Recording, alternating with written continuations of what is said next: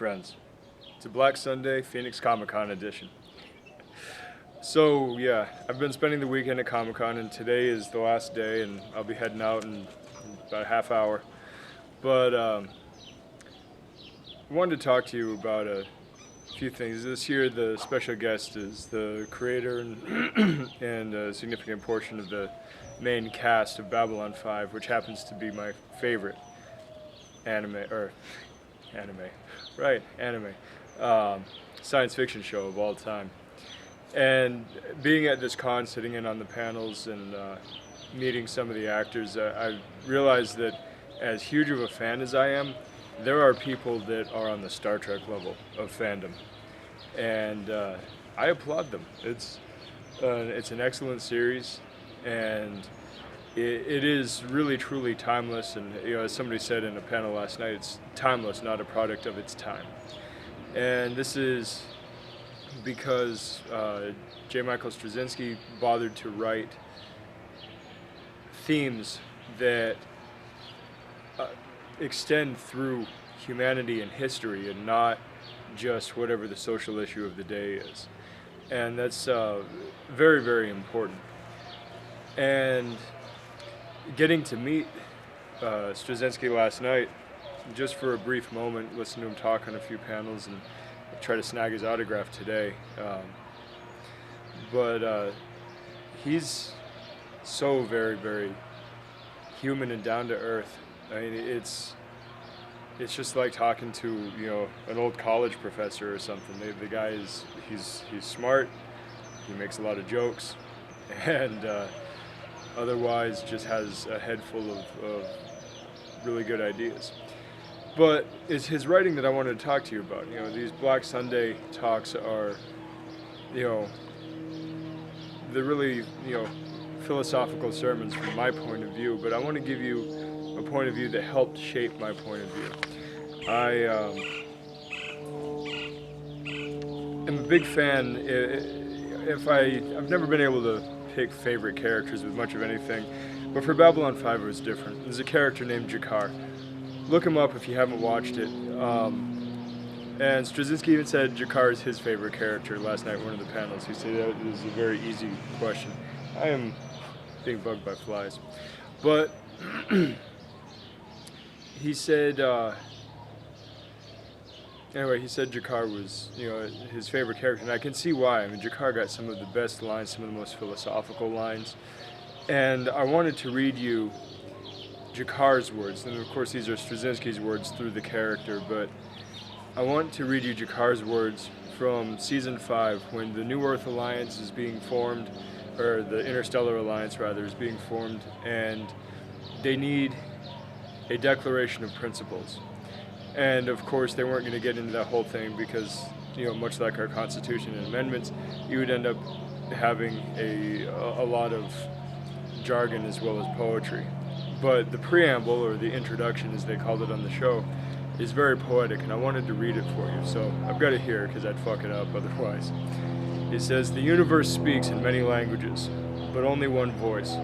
The language is not Narn or human or Centauri or Gaim or Minbari. It speaks the language of hope. It speaks the language of trust. It speaks in the language of strength and the language of compassion. It is the language of the heart and the language of the soul. But always it is the same voice. It is the voice of our ancestors speaking through us, and the voice of our inheritors waiting to be born. It is the small, still voice that says, 'We are one.' No matter the blood, no matter the skin, no matter the world, no matter the star, we are one. No matter the pain, no matter the darkness, no matter the loss, no matter the fear, we are one. Here, gathered together in common cause, we agree to recognize this singular truth, and this singular rule that we must be kind to one another, because each voice enriches us and ennobles us, and each voice lost diminishes us. We are the voice of the universe, the soul of creation, the fire that will light the way to a better future. We are one." Now, I've never been big on the whole unity and community and, strength through diversity and all that kind of stuff. But it's just because, socially speaking, it's also very I don't know, belabored and cheapened by modern rhetoric. But the truth is, as is said earlier in the series, and as was said by Carl Sagan, um, look him up. He's fantastic. He's a real scientist. Said, "We are star stuff." You realize this ball of rock that we're spinning about through space on is, one of billions, trillions more planets, and we're the only one that we've found that has life. But who knows? The universe is goddamn huge. But our planet formed because a star died and spat out all of these formed, fused elements, and they started condensing into what we now have as a planet. And somehow life came about, whether it was, from some kind of virus-like material that coming from outer space, or whether it originally evolved here. There's lots of theories. But the idea is that we all do have a common ancestor and a common heritage and a common evolution. And, in other science fiction series, they go about diversity in such a bold-faced manner. In Babylon 5, race wasn't ever mentioned. Well, human race at least. Wasn't, the racial differences and everything wasn't really ever mentioned. It was never a thing, because that's not the important thing. Do we tackle the issue of race? Well, of course, but at the same time, that's not really the important thing. The important thing really is trusting each other, loving each other, finding common ground and common cause to work with. No two people are going to be the same. No two people are going to feel the same about something. And that's fine, as long as we keep the dialogue open, as long as we keep the communication open. We can always work forward, work towards, progress and a better evolution. I mean, we're at this stage in our own history where we're driving our own evolution. It's not even, we're not under the pressures and rigors of, survival of the fittest anymore.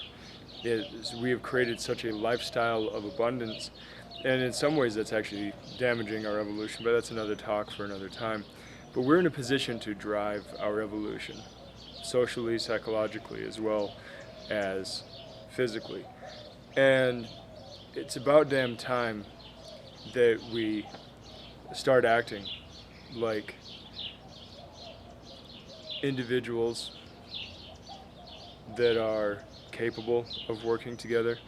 It's the duality of humanity. We're individuals, but we're also social animals, and we have to strike that balance of individuality and society.